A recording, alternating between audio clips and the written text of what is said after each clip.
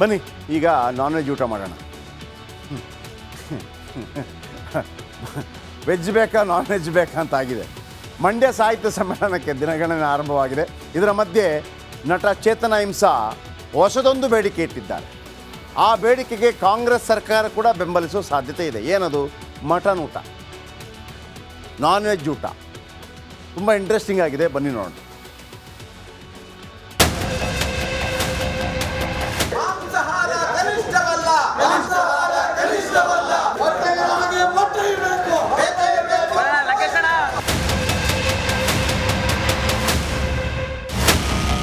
ಮಂಡ್ಯದಲ್ಲಿ ಇದೇ ತಿಂಗಳ 20ರಿಂದ 87ನೇ ಅಖಿಲ ಭಾರತ ಕನ್ನಡ ಸಾಹಿತ್ಯ ಸಮ್ಮೇಳನ ನಡೆಯಲಿದೆ. ಇದರ ಮಧ್ಯೆ ನಟ ಚೇತನ್ ಅಹಿಂಸಾ ಹೊಸ ಬೇಡಿಕೆ ಇಟ್ಟಿದ್ದಾರೆ. ಸಮ್ಮೇಳನದಲ್ಲಿ ಟಿಪ್ಪುವಿನ ಬಗ್ಗೆ ಒಳ್ಳೆಯದು ಕೆಟ್ಟದ್ದು ಎಲ್ಲವೂ ಚರ್ಚೆ ಆಗಬೇಕು ಅಂತ ಆಗ್ರಹಿಸಿದ್ದಾರೆ. ಟಿಪ್ಪು ಅನ್ನೋದು ಅದನ್ನ ಚರ್ಚೆ ಆಗಬೇಕಾ, ಟಿಪ್ಪು ಅನ್ನೋದು ಒಂದು ಸೆಷನ್ ಇರಬೇಕಾ? ಅದಕ್ಕೂ ನನಗೆ ಟಿಪ್ಪು ಅನ್ನೋದು 500 ವರ್ಷದ ಕರ್ನಾಟಕದ ಅತಿ ಪರಿಣಾಮಕಾರಿ ವ್ಯಕ್ತಿ ಯಾರಾದ್ರೂ ಇದ್ರೆ ಅದು ಟಿಪ್ಪು ಸುಲ್ತಾನ್ ಅವರು.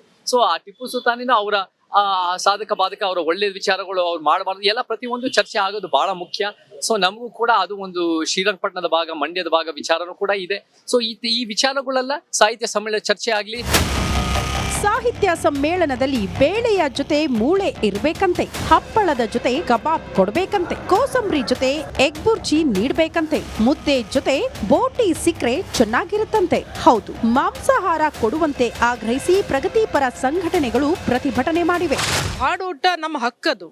ಆಹಾರ ಪದ್ಧತಿಯನ್ನ ಕಿತ್ಕೊಳ್ಳುವ, ಕಸಿದುಕೊಳ್ಳುವ, ಅದನ್ನು ಇಲ್ಲವಾಗಿ ಮಾಡುವಂಥ, ಕನಿಷ್ಠವಾಗಿ ನೋಡುವ ಈ ವ್ಯವಸ್ಥೆ ಏನಿದೆ ಅದು ಒಟ್ಟಾರೆ ಐಕ್ಯತೆಯನ್ನು ನಾಶ ಮಾಡ್ತಕ್ಕಂಥ, ವೈವಿಧ್ಯತೆಯನ್ನು ನಾಶ ಮಾಡ್ತಕ್ಕಂಥ ಹೇಳಿಕೆ ಆಗಿದೆ.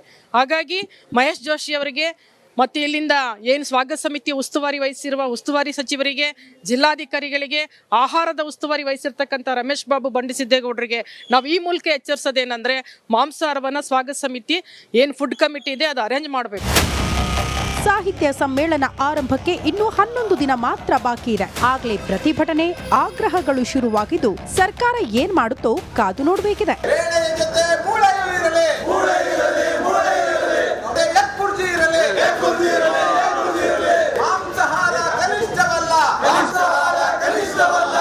ಆನಂದ್, ರಿಪಬ್ಲಿಕ್ ಕನ್ನಡ, ಮಂಡ್ಯ. ಬನ್ನಿ ಈಗ ನಾನ್ ವೆಜ್ ಊಟ ಮಾಡೋಣ.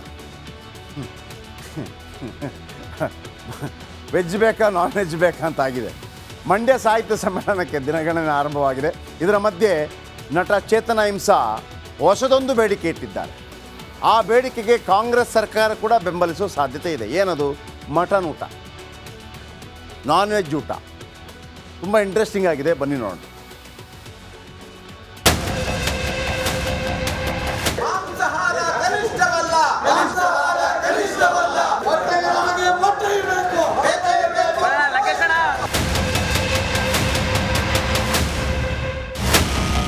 ಮಂಡ್ಯದಲ್ಲಿ ಇದೇ ತಿಂಗಳ 20ರಿಂದ 87ನೇ ಅಖಿಲ ಭಾರತ ಕನ್ನಡ ಸಾಹಿತ್ಯ ಸಮ್ಮೇಳನ ನಡೆಯಲಿದೆ. ಇದರ ಮಧ್ಯೆ ನಟ ಚೇತನ್ ಅಹಿಂಸಾ ಹೊಸ ಬೇಡಿಕೆ ಇಟ್ಟಿದ್ದಾರೆ. ಸಮ್ಮೇಳನದಲ್ಲಿ ಟಿಪ್ಪುವಿನ ಬಗ್ಗೆ ಒಳ್ಳೆಯದು ಕೆಟ್ಟದ್ದು ಎಲ್ಲವೂ ಚರ್ಚೆ ಆಗಬೇಕು ಅಂತ ಆಗ್ರಹಿಸಿದ್ದಾರೆ. ಟಿಪ್ಪು ಅನ್ನೋದು ಅದನ್ನ ಚರ್ಚೆ ಆಗಬೇಕಾ, ಟಿಪ್ಪು ಅನ್ನೋದು ಒಂದು ಸೆಷನ್ ಇರಬೇಕಾ? ಅದಕ್ಕೂ ನನಗೆ ಟಿಪ್ಪು ಅನ್ನೋದು 500 ವರ್ಷದ ಕರ್ನಾಟಕದ ಅತಿ ಪರಿಣಾಮಕಾರಿ ವ್ಯಕ್ತಿ ಯಾರಾದ್ರೂ ಇದ್ರೆ ಅದು ಟಿಪ್ಪು ಸುಲ್ತಾನ್ ಅವರು.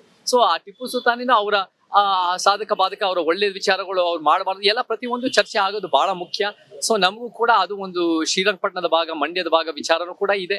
ಸೊ ಈ ವಿಚಾರಗಳೆಲ್ಲ ಸಾಹಿತ್ಯ ಸಮ್ಮೇಳನ ಚರ್ಚೆ ಆಗ್ಲಿ. ಸಾಹಿತ್ಯ ಸಮ್ಮೇಳನದಲ್ಲಿ ಬೇಳೆಯ ಜೊತೆ ಮೂಳೆ ಇರ್ಬೇಕಂತೆ, ಹಪ್ಪಳದ ಜೊತೆ ಕಬಾಬ್ ಕೊಡ್ಬೇಕಂತೆ, ಕೋಸಂಬರಿ ಜೊತೆ ಎಗ್ ಬುರ್ಜಿ ನೀಡ್ಬೇಕಂತೆ, ಮುದ್ದೆ ಜೊತೆ ಬೋಟಿ ಸಿಕ್ರೆ ಚೆನ್ನಾಗಿರುತ್ತಂತೆ. ಹೌದು, ಮಾಂಸಾಹಾರ ಕೊಡುವಂತೆ ಆಗ್ರಹಿಸಿ ಪ್ರಗತಿಪರ ಸಂಘಟನೆಗಳು ಪ್ರತಿಭಟನೆ ಮಾಡಿವೆ. ಆಡೂಟ ನಮ್ಮ ಹಕ್ಕದು.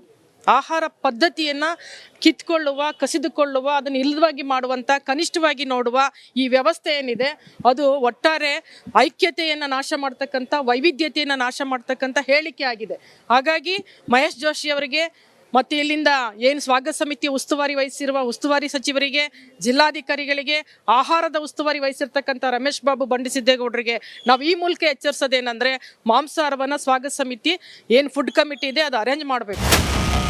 ಸಾಹಿತ್ಯ ಸಮ್ಮೇಳನ ಆರಂಭಕ್ಕೆ ಇನ್ನು 11 ದಿನ ಮಾತ್ರ ಬಾಕಿ ಇದೆ. ಆಗ್ಲೇ ಪ್ರತಿಭಟನೆ, ಆಗ್ರಹಗಳು ಶುರುವಾಗಿದ್ದು ಸರ್ಕಾರ ಏನ್ ಮಾಡುತ್ತೋ ಕಾದು ನೋಡಬೇಕಿದೆ.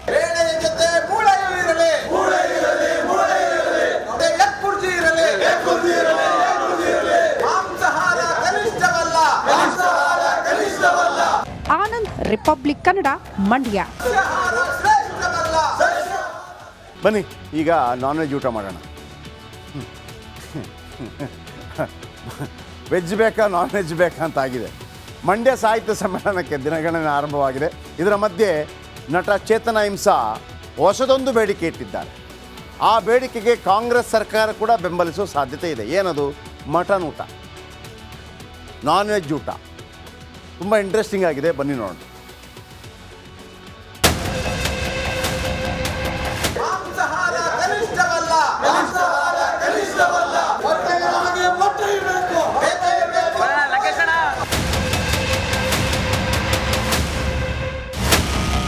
ಮಂಡ್ಯದಲ್ಲಿ ಇದೇ ತಿಂಗಳ 20ರಿಂದ 87ನೇ ಅಖಿಲ ಭಾರತ ಕನ್ನಡ ಸಾಹಿತ್ಯ ಸಮ್ಮೇಳನ ನಡೆಯಲಿದೆ. ಇದರ ಮಧ್ಯೆ ನಟ ಚೇತನ್ ಅಹಿಂಸಾ ಹೊಸ ಬೇಡಿಕೆ ಇಟ್ಟಿದ್ದಾರೆ. ಸಮ್ಮೇಳನದಲ್ಲಿ ಟಿಪ್ಪುವಿನ ಬಗ್ಗೆ ಒಳ್ಳೆಯದು ಕೆಟ್ಟದ್ದು ಎಲ್ಲವೂ ಚರ್ಚೆ ಆಗಬೇಕು ಅಂತ ಆಗ್ರಹಿಸಿದ್ದಾರೆ. ಟಿಪ್ಪು ಅನ್ನೋದು ಅದನ್ನ ಚರ್ಚೆ ಆಗ್ಬೇಕಾ, ಟಿಪ್ಪು ಅನ್ನೋದು ಒಂದು ಸೆಷನ್ ಇರಬೇಕಾ? ಅದಕ್ಕೂ ನನಗೆ ಟಿಪ್ಪು ಅನ್ನೋದು 500 ವರ್ಷದ ಕರ್ನಾಟಕದ ಅತಿ ಪರಿಣಾಮಕಾರಿ ವ್ಯಕ್ತಿ ಯಾರಾದ್ರೂ ಇದ್ರೆ ಅದು ಟಿಪ್ಪು ಸುಲ್ತಾನ್ ಅವರು.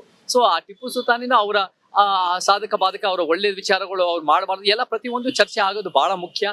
ಸೊ ನಮಗೂ ಕೂಡ ಅದು ಒಂದು ಶ್ರೀರಂಗಪಟ್ಟಣದ ಭಾಗ, ಮಂಡ್ಯದ ಭಾಗ ವಿಚಾರನೂ ಕೂಡ ಇದೆ. ಸೊ ಈ ವಿಚಾರಗಳೆಲ್ಲ ಸಾಹಿತ್ಯ ಸಮ್ಮೇಳನ ಚರ್ಚೆ ಆಗ್ಲಿ. ಸಾಹಿತ್ಯ ಸಮ್ಮೇಳನದಲ್ಲಿ ಬೇಳೆಯ ಜೊತೆ ಮೂಳೆ ಇರ್ಬೇಕಂತೆ, ಹಪ್ಪಳದ ಜೊತೆ ಕಬಾಬ್ ಕೊಡ್ಬೇಕಂತೆ, ಕೋಸಂಬರಿ ಜೊತೆ ಎಗ್ ಬುರ್ಜಿ ನೀಡ್ಬೇಕಂತೆ, ಮುದ್ದೆ ಜೊತೆ ಬೋಟಿ ಸಿಕ್ರೆ ಚೆನ್ನಾಗಿರುತ್ತಂತೆ. ಹೌದು, ಮಾಂಸಾಹಾರ ಕೊಡುವಂತೆ ಆಗ್ರಹಿಸಿ ಪ್ರಗತಿಪರ ಸಂಘಟನೆಗಳು ಪ್ರತಿಭಟನೆ ಮಾಡಿವೆ. ಆಡೂಟ ನಮ್ಮ ಹಕ್ಕದು. ಆಹಾರ ಪದ್ಧತಿಯನ್ನ ಕಿತ್ಕೊಳ್ಳುವ, ಕಸಿದುಕೊಳ್ಳುವ, ಅದನ್ನು ಇಲ್ಲವಾಗಿ ಮಾಡುವಂಥ, ಕನಿಷ್ಠವಾಗಿ ನೋಡುವ ಈ ವ್ಯವಸ್ಥೆ ಏನಿದೆ ಅದು ಒಟ್ಟಾರೆ ಐಕ್ಯತೆಯನ್ನು ನಾಶ ಮಾಡ್ತಕ್ಕಂಥ, ವೈವಿಧ್ಯತೆಯನ್ನು ನಾಶ ಮಾಡ್ತಕ್ಕಂಥ ಹೇಳಿಕೆ ಆಗಿದೆ. ಹಾಗಾಗಿ ಮಹೇಶ್ ಜೋಶಿ ಅವರಿಗೆ ಮತ್ತು ಇಲ್ಲಿಂದ ಏನು ಸ್ವಾಗತ ಸಮಿತಿ ಉಸ್ತುವಾರಿ ವಹಿಸಿರುವ ಉಸ್ತುವಾರಿ ಸಚಿವರಿಗೆ, ಜಿಲ್ಲಾಧಿಕಾರಿಗಳಿಗೆ, ಆಹಾರದ ಉಸ್ತುವಾರಿ ವಹಿಸಿರ್ತಕ್ಕಂಥ ರಮೇಶ್ ಬಾಬು ಬಂಡಿಸಿದ್ದೇಗೌಡರಿಗೆ ನಾವು ಈ ಮೂಲಕ ಎಚ್ಚರಿಸೋದೇನೆಂದರೆ, ಮಾಂಸಾಹಾರವನ್ನು ಸ್ವಾಗತ ಸಮಿತಿ ಏನು ಫುಡ್ ಕಮಿಟಿ ಇದೆ ಅದು ಅರೇಂಜ್ ಮಾಡಬೇಕು. ಸಾಹಿತ್ಯ ಸಮ್ಮೇಳನ ಆರಂಭಕ್ಕೆ ಇನ್ನು 11 ದಿನ ಮಾತ್ರ ಬಾಕಿ ಇದೆ. ಆಗ್ಲೇ ಪ್ರತಿಭಟನೆ, ಆಗ್ರಹಗಳು ಶುರುವಾಗಿದ್ದು ಸರ್ಕಾರ ಏನ್ ಮಾಡುತ್ತೋ ಕಾದು ನೋಡಬೇಕಿದೆ.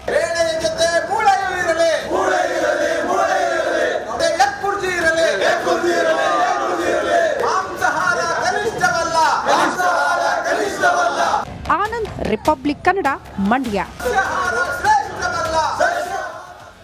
ಅಧಿವೇಶನದ ಮೊದಲ ದಿನವೇ ಸಮರ, ಸದನದಲ್ಲಿ ಪಂಚಮಸಾಲಿ ಕೋಲಾಹಲ.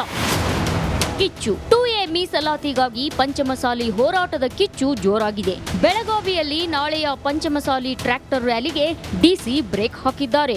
ಇದು ಚಳಿಗಾಲದ ಅಧಿವೇಶನದಲ್ಲಿ ಕೋಲಾಹಲ ಎಬ್ಬಿಸಿದೆ. ಬೆಳಗಾವಿಯ ಸುವರ್ಣಸೌಧದಲ್ಲಿ ಚಳಿಗಾಲದ ಅಧಿವೇಶನ ಆರಂಭ ಆಗ್ತಿದ್ದಂತೆ ಪಂಚಮಸಾಲಿ ಮೀಸಲಾತಿ ಹೋರಾಟ ದಗದಗಿಸಿತು. ಟ್ರ್ಯಾಕ್ಟರ್ ರ್ಯಾಲಿಗೆ ಸರ್ಕಾರ ತಡೆ ಒಡ್ಡಿದ್ದನ್ನ ಪ್ರತಿಭಟಿಸಿ ಶಾಸಕ ಬಸನಗೌಡ